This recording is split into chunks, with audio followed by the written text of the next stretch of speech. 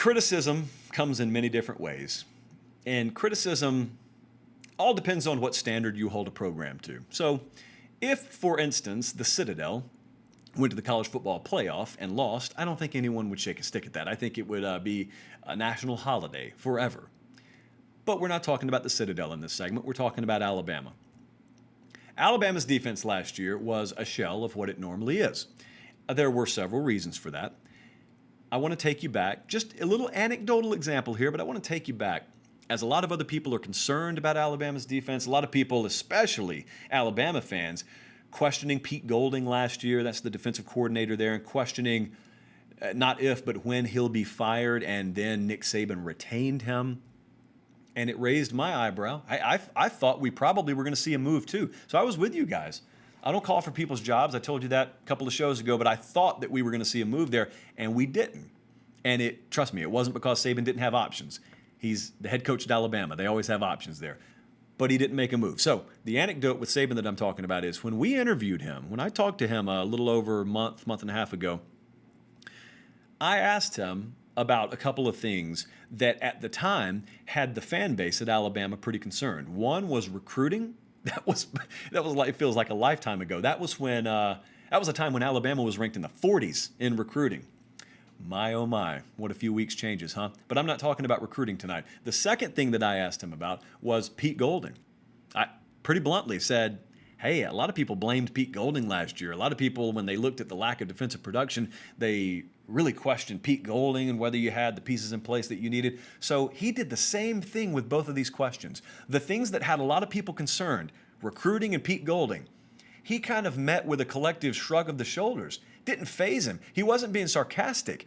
It really wasn't a big deal to him. He had all the confidence in the world and then some that recruiting was going to be every bit the same this year as it normally is. And I think since then we've seen things quickly fall into form and fall into place for them. But on the Golding front, his message and what he told me and what I've gathered internally there is they don't think it's a defensive coordinator problem at all. They didn't think it was any kind of schematic problem or play calling problem.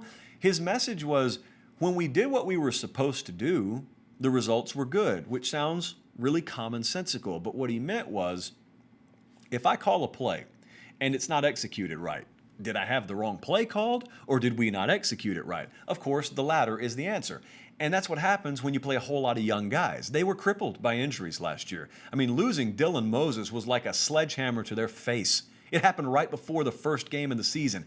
And they also lost Josh McMillan. They lost both of their inside linebackers. And you couple that with the fact that they had some attrition to the NFL, and it was, rough time for Alabama. First world problems again. But you know what they were like last year watching them? I was at several of their games, and they looked so lost at times, including this LSU game you're watching. If you're watching on YouTube, where I think they missed like 17 tackles, a lot of skill on that LSU team. I don't know if it was quite that skilled. I think Alabama had a little bit to do with that. However, what they were like is if you go into Publix late at night, you go into the grocery store right before they're going to close, when they've put the new produce out for the next day, and you see the green bananas. That was what Alabama's defense was. It was like opening one of those green bananas. You know, you got to put some muscle in it to even peel those. And when you bite into it, it doesn't taste like a banana. It kind of tastes like a battery, actually, because it's not ripe yet. It's not ready to be eaten yet. Christian Harris and Shane Lee weren't ready to be on the field, much less calling plays. So we fast forward a year. And, you know, it extended beyond there. LeBrian Ray was gone. DJ Dale was out. And when he was in, he was hobbled at best in some of their big games. So this season, I say all that to say this. A lot of people doubting Alabama, relatively speaking. When I say doubting, I just mean doubting their ability to compete for a national championship. They do it because they don't think Bama's defense is what it used to be. And I think it's a year-by-year thing. I think defensively they'll be fine this year. And I think at the end of this year, the noise will have turned down considerably on Pete Golding.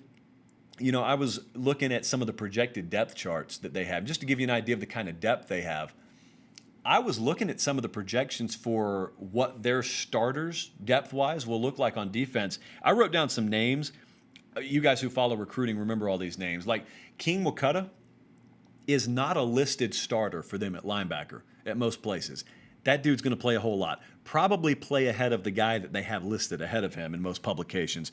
Christian Harris will probably be listed behind Josh McMillan. Christian Harris will be a star for them. Make no mistake, he came on at times and flashed at times last year. Dude's just out there playing as a true freshman. Christian Barmore, I question why he wasn't on the field more last year.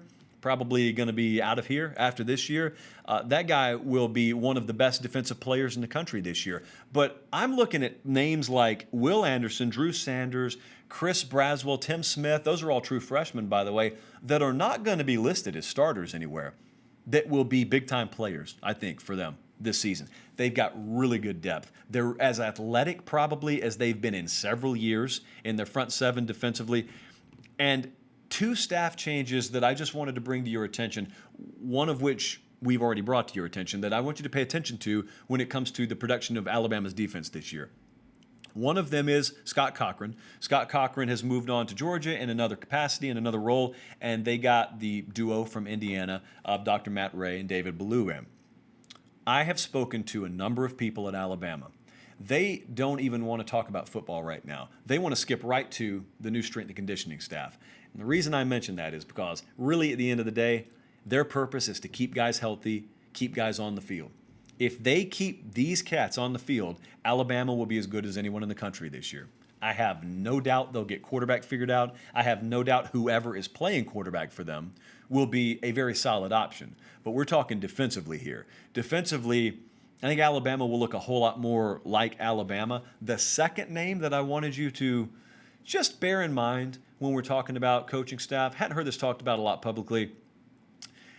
Suffice to say, I don't think they were very happy with their hire at defensive line last year. Brian Baker, don't think he was a good fit in retrospect. He's moved on. Freddie Roach, who played at Alabama, is now their defensive line coach. And just, I think there's a lot more synergy on that staff right now, especially at that position relative to the rest of the staff than there was last year. Just remember, as we wrap this, just remember, that man, if you're watching on YouTube, Nick Saban, could have had his pick of dozens and dozens and dozens of candidates for defensive coordinator. He stuck with Pete Golding when he could have easily made a move. He didn't feel the need to make a move. And if you think for a second this dude's just taking a chance or taking a flyer in a second go-around on an unproven commodity that he doesn't fully believe in, you're crazy. He knows what he's got. We may not, but he knows what he's got. And secondly, imagine being Pete Golding.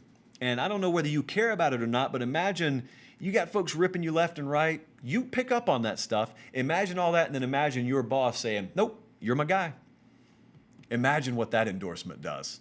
I don't think there's an emoji in an iPhone that fully expresses what that must make you feel like on the inside and how much it makes you feel like running through a brick wall for that guy. The best maybe in the history of the game has told you, yeah, I don't really care that everyone else is criticizing you. You're good enough for me. If I'm good enough for Nick Saban, I don't really care about what Wayne from Wetumpka is saying about me. That's what I'm trying to say. But I love you, Wayne.